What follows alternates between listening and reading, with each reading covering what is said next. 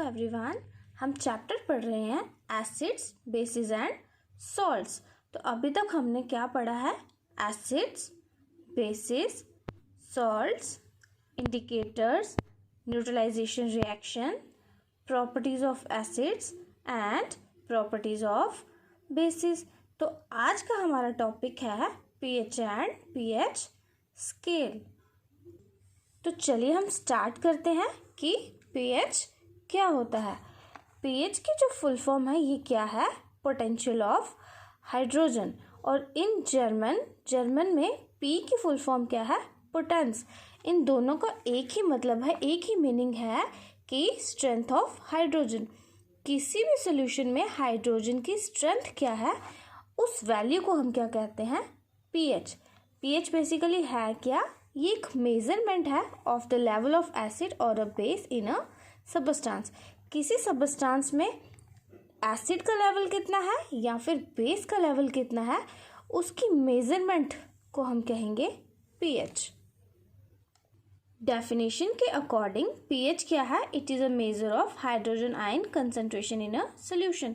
मतलब एक सोल्यूशन में हाइड्रोजन आयंस की कितनी कंसंट्रेशन है, उसको मेजर करने के लिए जो वैल्यू हम देते हैं उसे क्या कहते हैं?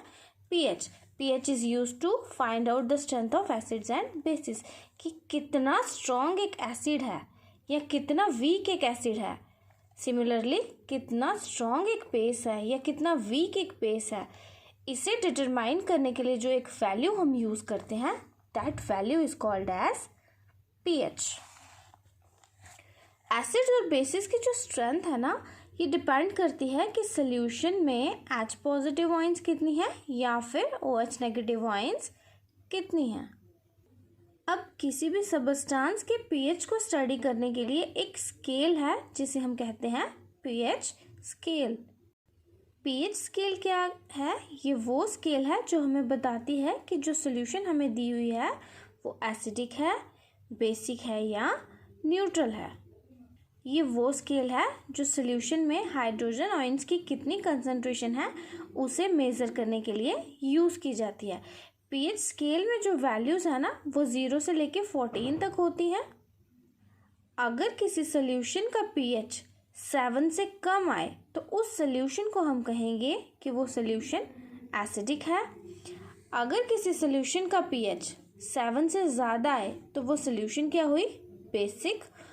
और अगर किसी सोल्यूशन का पीएच 7 के बराबर हो, 7 के बराबर हो, तो वो सोल्यूशन क्या होगी? Neutral in nature.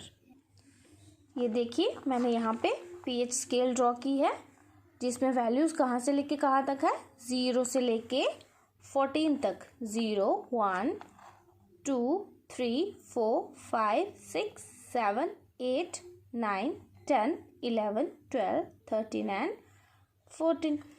तो 7 पे जो वैल्यू है ना, ये शो करती है कि सोल्यूशन क्या है? Neutral solution. 7 से कम पे जो वैल्यूज है, मतलब 0 से लेके 7 तक, वो सोल्यूशन क्या हुई? Acidic solution. और जिन सोल्यूशंस की वैल्यू 7 से 14 तक आएगी वो क्या होगी? Basic solution.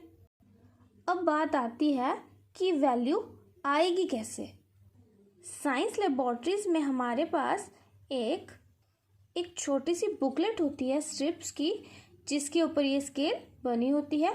हम उस स्ट्रिप में करते क्या है, जिस भी सबस्टांस को हमने टेस्ट करना है ना कि वो एसिड है या बेस है, हम उस सबस्टांस की सॉल्यूशन फॉर्म लेते हैं और उसका ड्रॉप उस पेपर पर टेस्ट करते हैं। तो वो जो पेपर है ना, वो पेपर अपना कलर चेंज करेगा, एसिड के हिसाब से अलग चेंज करेगा, न्यूट्रल सोल्यूशन के हिसाब से वैसे ही रहेगा, एंड बेसिक सोल्यूशन के हिसाब से डिफरेंट चेंज करेगा। उस कलर चेंज से हम बताते हैं कि सोल्यूशन क्या है? Acidic, basic and neutral. Acidic है, बेसिक है या फिर न्यूट्रल है। देखिए ये जो मैंने यहाँ पे स्ट्रिप रखी है, ये वो स्ट्रिप है जो हम लेबोरेटरीज में यूज़ करते हैं for finding out the pH of a solution.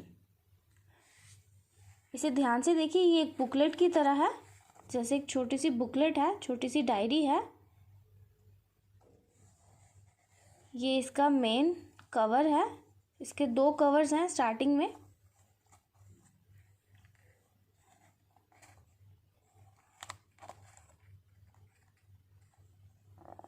और इसके बाद यहाँ पे ये क्या है, स्ट्रिप्स। यही वो स्ट्रिप्स हैं जिनको हम यूज़ करते हैं for finding out the strength of acids और बेसिस, या फिर फॉर टेस्टिंग कि सोल्यूशन क्या है, एसिडिक है या फिर बेसिक इन नेचर है। हमें करना क्या होता है, जिस भी सबस्टांस को टेस्ट करना है उसके सोल्यूशन का एक ड्रॉप लेना है।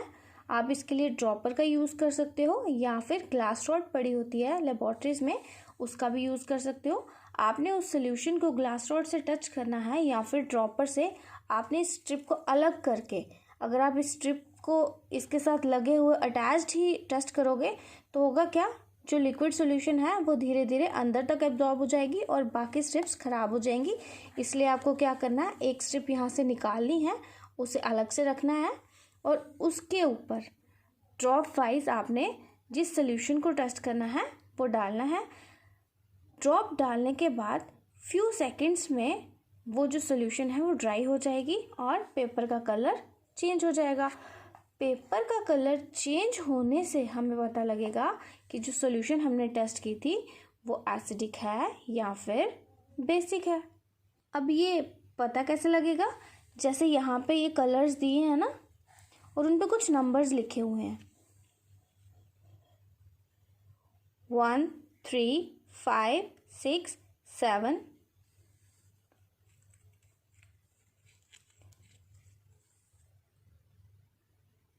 8 9 10 12 14। तो जब भी हम कोई सोल्यूशन टेस्ट करेंगे पेपर चेंज होगा, किस कलर का पेपर हो जाएगा उससे हम देखेंगे कि वैल्यू क्या आई। अगर वो पेपर पिंक कलर का हो जाए तो अप्रॉक्सीमेटली वो वैल्यू क्या होगी, 1। इसमें सारी वैल्यूज़ नहीं दी हैं, 1 2 3 सब नहीं दी हैं, इन्होंने रेंज ऑफ वैल्यूज़ दी है, जैसे 1 दे दिया है, फिर 3 दे दिया है, फिर 5 दे दिया है। तो हमें एक अप्रॉक्सीमेट नॉलेज हो जाएगी कलर्स को देख के कि वैल्यू एग्जैक्टली इन वैल्यूज़ में से है या इनके बिटवीन वाली वैल्यूज़ हैं। अगर तो इतना डार्क रेड या इतना डार्क पिंक होगा तो हम कह सकते हैं कि उसकी वैल्यू 1 है।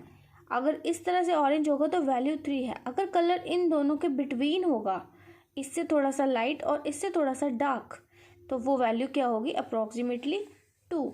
उसी तरह से अगर हमने कोई बेसिक सोल्यूशन टेस्ट की तो कलर्स क्या आएंगे, ये वाले लाइट ग्रीन से लेके डार्क ग्रीन डार्क ब्लू तक। तो ये स्ट्रिप्स हम लेबोरेटरीज़ में, साइंस लेबोरेटरीज़ में, स्कूल्स में यूज़ करते हैं फॉर टेस्टिंग द सोल्यूशन कि सोल्यूशन एसिडिक है, बेसिक है या न्यूट्रल है। अब देखिए यहाँ पे मैंने स्केल बनाई है, आप इसमें वैल्यू टेस्ट कर सकते हैं कलर के हिसाब से। जैसे हमने सपोज कोई सोल्यूशन टेस्ट की, उसका कलर स्ट्रिप का रेड हो गया तो रेड अप्रॉक्सीमेट हमने आइडिया क्या लगाया, उसकी वैल्यू 1 है। और मैंने कहा 7 से नीचे जो वैल्यूज़ हैं वो क्या आइडेंटिफाई करती हैं, क्या बताती हैं हमें कि सबस्टांस क्या है, एसिडिक इन नेचर। तो अगर रेड कलर आया मीन्स 1 वैल्यू आई, तो इसका मतलब वो सोल्यूशन क्या थी, acidic in nature. If in case solution डालने के बाद, पेपर ड्राई होने के बाद कलर अगर ब्लू या ग्रीन हो जाए डार्क, तो हम वहाँ से आइडिया लगा लेंगे कि उसकी वैल्यू क्या है, 12 है, 13 है, 10 है, 14 है। उससे हमें आइडिया हो जाएगा कि सोल्यूशन क्या है, बेसिक इन नेचर। अगर कलर में कोई ख़ास चेंज नहीं आए, जो कलर है अप्रॉक्सीमेटली कलर वैसा ही रह जाए, तो हम कहेंगे सोल्यूशन क्या है, न्यूट्रल सोल्यूशन, और वैल्यू क्या है, 7। क्योंकि इस स्ट्रिप में देखिए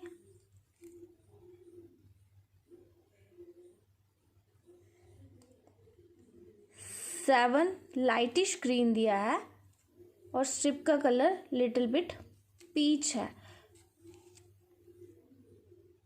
तो कलर में स्लाइट सी चेंज आएगी, स्ट्रिप के कलर में ज़्यादा चेंज नहीं आएगी। जैसे जैसे हम स्केल में 7 से नीचे की तरफ जाना शुरू करेंगे, मीन 7 से 0 की तरफ जाएंगे, तो एसिडिक नेचर बढ़ता जाएगा। मतलब अगर किसी सोल्यूशन का pH 6 आता है तो वो वीक एसिडिक है। अगर उसका pH 5 आता है तो वो 6 वाली सोल्यूशन के कंपैरिजन में थोड़ी सी ज़्यादा एसिडिक है। सिमिलरली अगर किसी सोल्यूशन की वैल्यू 2 आती है तो इसका मतलब वो उस सोल्यूशन से जिसकी वैल्यू 6 आई थी उस सोल्यूशन से ज़्यादा एसिडिक है। सिमिलरली अगर हम इस साइड मूव करें तो बेसिक स्ट्रेंथ इंक्रीज करती जाएगी। अगर किसी सोल्यूशन की वैल्यू पीएच वैल्यू 9 आती है तो वो वीकली बेसिक है, लेकिन अगर किसी सोल्यूशन की पीएच आती है 13 या 14 तो इसका मतलब क्या है, वो स्ट्रांगली बेसिक इन नेचर है। अब इसी चीज़ को एक्सप्लेन करने के लिए मैंने यहाँ पे पीएच टेबल बनाया है। जैसे अगर किसी सोल्यूशन का पीएच 7 आता है तो वो न्यूट्रल इन नेचर होगी। अगर किसी सोल्यूशन का पीएच 4 से 7 के बीच में आता है तो वो वीकली एसिडिक है। अगर 2 से 4 के बीच में आता है तो वो मॉडरेटली एसिडिक है, कि ना ज़्यादा स्ट्रॉन्ग एसिड ना ज़्यादा वीक एसिड। और अगर वैल्यू 0 से 2 के बीच में आती है तो वो स्ट्रॉन्गली एसिडिक है। सिमिलरली अगर वैल्यू 7 से 10 के बीच आती है, 7 से 10 का मतलब है 7.1 से लेके 9.9 10 तक सोल्यूशन क्या होगी, वीकली बेसिक। 10 से लेके 12 तक अगर वैल्यू आती है तो वो मॉडरेटली बेसिक है। एंड अगर 12 से लेके 14 तक आती है तो वो क्या है, स्ट्रांगली बेसिक।